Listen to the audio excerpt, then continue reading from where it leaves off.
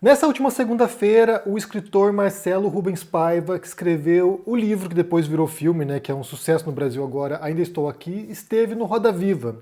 E aí eu quero aqui analisar duas perguntas que foram feitas para ele, porque a crítica, entre aspas, aqui que o Chavoso da USP fez ao filme acabou parando no Roda Viva.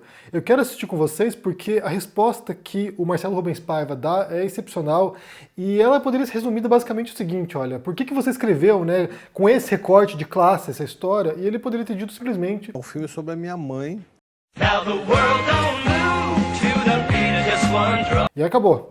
Ao falar isso, por que você resolveu escrever a história de sua mãe? Tipo, cara, tipo, aí você está, sabe, tentando interferir na própria decisão criativa de um escritor aqui sobre o que ele vai abordar. Mas eu vou falar um pouquinho sobre isso mais adiante, porque houve essa pergunta e depois uma outra jornalista também perguntou algo parecido pro Marcelo Rubens Paiva. Vamos assistir juntos aqui a primeira pergunta e depois a gente vê a segunda. Então assistam aqui. A gente também fica percebendo que há apenas um recorte da realidade do período da ditadura no Brasil.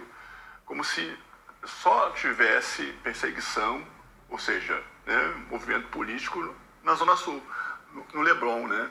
Isso não deixa um filme um pouco parcial com relação a essa visão geral, embora seja um filme real, baseado na história da sua família, né? Não só no novo livro, num livro Ainda Estou Aqui, mas também num pouco do Feliz Ano Velho, enfim, pego ali um remix, né, dessas coisas todas, mas há uma outra movimento social, um movimento clandestino, estudantil e tudo isso, e parece que o filme ainda não traz.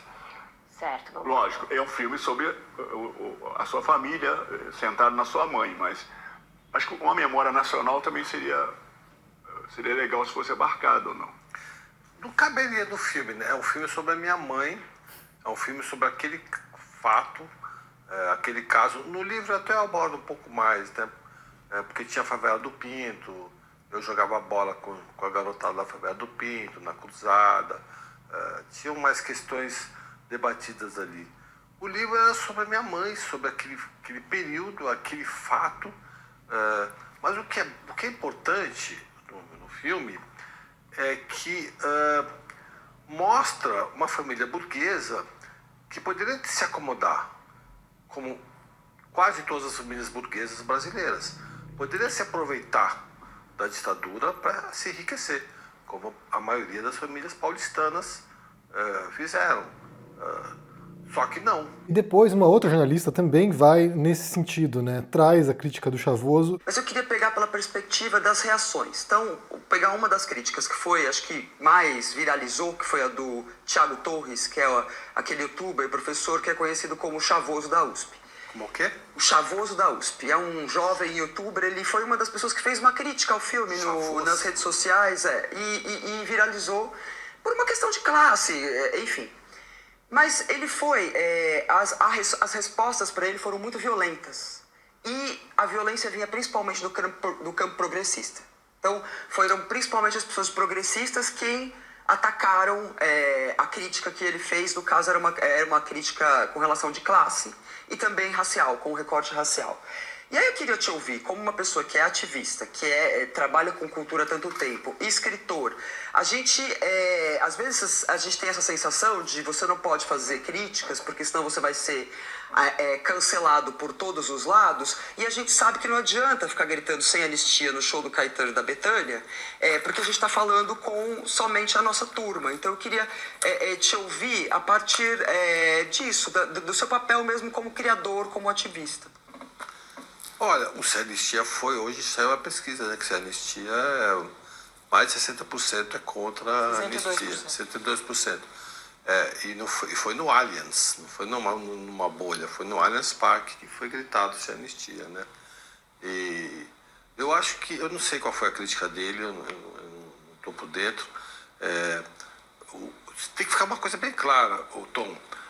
Quem que é o inimigo aí? O inimigo é o municipal ou a ditadura? Então a gente tem que escolher os nossos inimigos.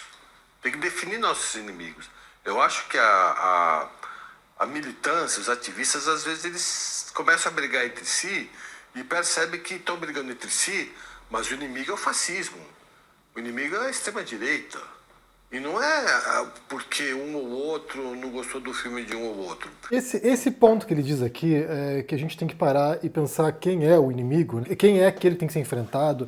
E aí é nesse ponto que talvez muita gente progressista não se dê conta de qual é a dinâmica que se dá entre os grupos ideológicos, né, entre as vertentes ideológicas, porque para quem é a esquerda radical, pelo menos um segmento da esquerda radical, nós somos os inimigos também.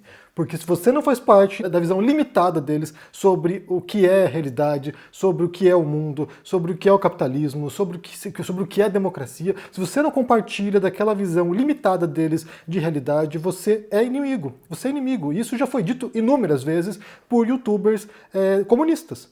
Então, assim, se você não compartilha daquilo que eles entendem que é o correto, você ou é o inimigo ou você compactua com o inimigo e você é tratado como inimigo. Então, nesse caso aqui, acho que esse tipo de crítica feita, né, ao Marcelo Rubens Paiva, ao filme, parte dessa perspectiva. Se não está trabalhando sob os meus termos, se não está, sabe, operando sob aquilo que eu entendo que é o correto, você não é um aliado. Primeiro ponto. E aí eu quero entrar, né, eu peguei esses dois trechos aqui porque são importantes para entender. Primeiro, a resposta que ele dá, né, para a primeira pergunta, né, sobre por que ele escolheu esse recorte. Ele diz a história da minha mãe, do meu pai, né, da minha família. Então, assim, ele escolheu a história que estava próxima dele. Eu quero pensar um pouquinho sobre a perspectiva da criação literária, da criação artística, né? Por que as pessoas escolhem certos temas para trabalhar? E eu quero falar sobre isso porque eu trabalho muito esse tema nas minhas oficinas literárias, né? Quando a gente vai trabalhar, né, quando a gente vai reunir uma galera para poder produzir textos, tem pessoas que querem contar uma história, que querem, sabe, produzir um texto, que querem, sabe, dividir suas experiências com o mundo, mas não sabem como escolher o tema, não sabem como, o que eu falo. Tem pessoas que têm, sabe, muitas ideias e aí são difíceis, e aí é outro problema. Às vezes a dificuldade é fazer uma triagem daquilo que ela quer contar, mas tem pessoas que não sabem o que contar. E aí tem um conselho que é dado, né, isso nos Estados Unidos, em muitas oficinas literárias pelo mundo, que eu acho um conselho horroroso, né, que diz em inglês "write what you know", que é escreva aquilo que você sabe. Isso é péssimo por muitas razões, mas a principal razão é porque isso também é muito limitador, né? Se você escreve apenas aquilo que você sabe, você tira a possibilidade de trazer diferentes perspectivas. Então, assim, nesse caso aqui, eu nem estou criticando aqui o Marcelo Rubens Paiva porque é uma escolha que ele fez e que faz sentido para ele. Porque escrever sobre aquilo que você sabe, ele é reconfortante em certos pontos, né? Assim, evita o tempo de pesquisa, evita o tempo de você tentar, sabe, dar verossimilhança àquele mundo que você não conhece, possivelmente, que você vai ter que descobrir, mas também te põe em desconforto porque você tem que lidar com próprias emoções, muitas vezes. Se você escreve sobre você mesmo, vamos supor que você escreve um romance em primeira pessoa e o personagem é muito parecido com você vai ter que acessar emoções que não são muito agradáveis, muitas vezes. Nesse caso da história pessoal dele, da história da família dele, possivelmente ele entrou em contato com muitas histórias que são horrendas e que machucam e que são dolorosas e que contar essas histórias traz uma tremenda dose de sofrimento e de catarse, ou seja, uma purificação pela dor, né? Então, escrever sobre aquilo que você sabe, de certo modo é mais simples, mas também traz os seus desafios. Então, quando ele decide, né, escrever sobre a família dele, ele está ali se munindo de histórias pessoais, de histórias de pessoas próximas que ele pode acessar, pode perguntar, e aí isso facilita bastante a vida de quem escreve. Agora imagine o contrário, imagine se ele tivesse escrito a história de uma pessoa periférica, de uma pessoa negra periférica, uma mulher negra periférica. As críticas continuariam vindo, só que de outro modo. As pessoas estariam putas porque um homem branco de classe média alta, ou da elite brasileira, está, sem lugar de fala, escrevendo a experiência de uma pessoa periférica. E aí a crítica viria de outro modo, porque no passado, recente inclusive, os autores poderiam escrever sobre o que quisessem sem qualquer tipo de preocupação. Você poderia pegar um autor europeu, lá, um autor britânico, branco, escrevendo sobre um personagem negro que ninguém falaria nada. Até porque poderia alegar, né, estou dando visibilidade a grupos marginalizados, ou estou trazendo uma perspectiva diferente sobre o mundo que não é vista tradicionalmente. Então, até muito recentemente, qualquer autor branco, europeu, heterossexual, ocidental, poderia escrever sobre qualquer tema que não haveria problema. Hoje em dia já não é tão fácil assim. Hoje em dia, ainda mais com a ascensão de certos grupos identitários e com a possibilidade de que essas vozes sejam ouvidas em primeira mão, é de mau tom fazer isso. Então, assim, não acho que o Marcelo Rubens Paiva tinha muita liberdade para escrever sob uma perspectiva diferente. Não acho que ele tinha essa liberdade. Eu acho que ele escrever sobre um outro tipo de classe social que as críticas viriam de outro modo, de outro modo. As pessoas estariam massacrando o autor porque ele está falando aquilo que ele não entende. E aí entra o segundo modo de contar histórias, né, que é falar daquilo que você não sabe. Aquilo que você não sabe e que você vai aprender para contar. E eu acho fascinante isso porque é justamente um modo como você pode se pôr na posição de outras pessoas, de outros tempos, de outros planetas, sei lá. O mais fascinante na arte, né, e eu acho que isso também vale para escritores, mas vale para atores, é justamente você poder, sabe, adentrar a alma de outras pessoas, adentrar o universo de outras pessoas, de outras culturas, de outras sociedades, de outras civilizações e assim por diante. Por exemplo, eu escrevo muito romance histórico. Eu tenho alguns romances históricos, né? E para mim sempre foi muito fascinante justamente para aprender sobre aquele período, né? Então, meu primeiro romance foi sobre Curitiba no século XIX. Então, assim, eu tive que pesquisar e pegar mapas e fotos históricas e relatos históricos de imigrantes e de locais e outras coisas para poder conhecer aquele mundo, para poder adentrar aquele mundo e trazer para o leitor algum tipo de senso de realismo, de verossimilhança, porque a ficção tem que parecer real, né? Geralmente, né? Quando você quer, que cria uma sensação de imersão no seu leitor, você quer que a pessoa sinta aquilo ali tem um tipo de realismo suficiente para que ela aceite as regras do jogo ficcional. Então, escrever sobre aquilo que você não sabe é também fascinante e é desafiador, porque te permite adentrar novas perspectivas e também te permite descobrir coisas novas. Vamos pensar num intelectual, né? Que nem ficção. Vamos pensar aqui em escrita de não ficção. Vamos pensar, sei lá, na filosofia, ou sei lá, na ciência. Se alguém só escreve sobre aquilo que sabe, você, de certo modo, veta a possibilidade de adentrar o desconhecido e de descobrir coisas novas.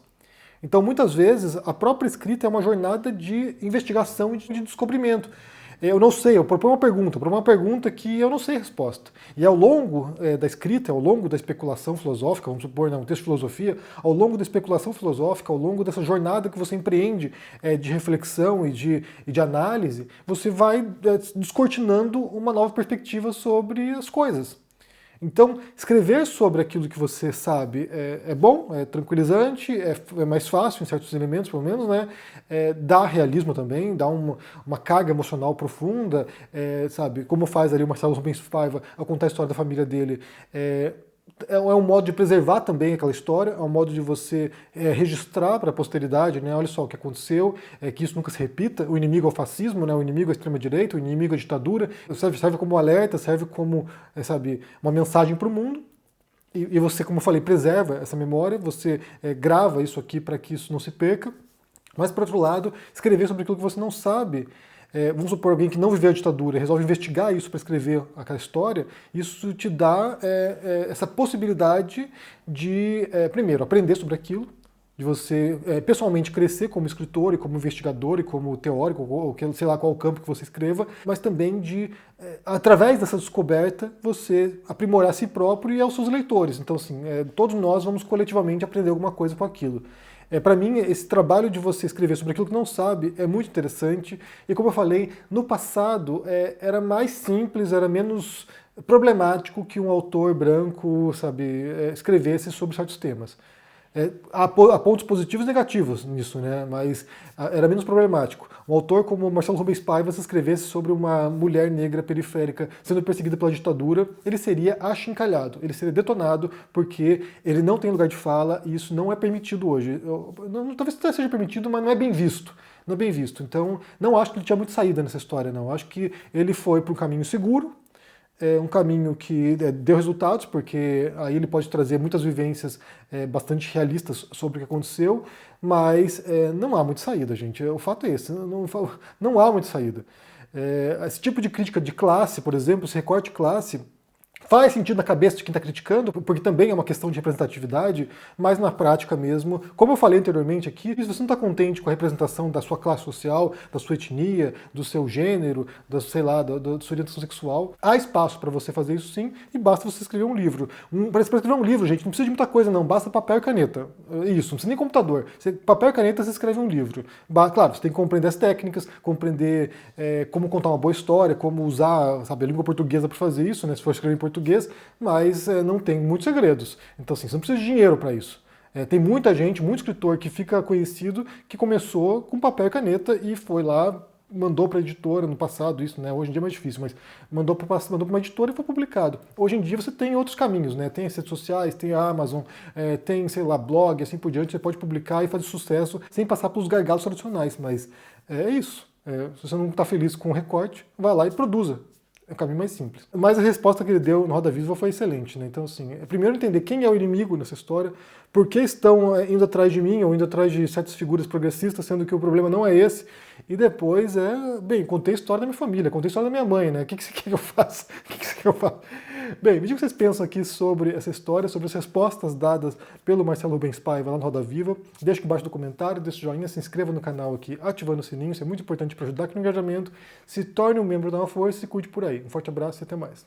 Tchau. Olá, bem-vindo à comunidade CL. E se você já pertence a essa comunidade, eu tenho um motivo para você ganhar um bom presente no fim do ano. Fim de ano está chegando. Graças a Deus, é fim de ano, é vida que segue, vem outro pela frente. Mas a gente precisa refletir sobre o que viveu esse ano e sobre o sentido do Natal. Foi isso que nós fizemos ano passado, quando lançamos A Luta pela Esperança, uma série especial do ICL, pensando sobre os valores do Natal, sobre o que é o Natal para cada um de nós. Fim de ano, Natal, festas, mas também tempo de refletir sobre o que foi o ano e sobre o que virá pela frente, sobre as nossas lutas. Você não pode perder. Eu gravei uma entrevista aqui no Convento dos Dominicanos, em São Paulo, com o Frei Beto, frade dominicano, e com o pastor Ed René Kivitz, um pastor batista, protestante, fantástico. Eles falaram de valores que precisam permanecer como luz em tempos de trevas que vivemos. Junte-se a nós.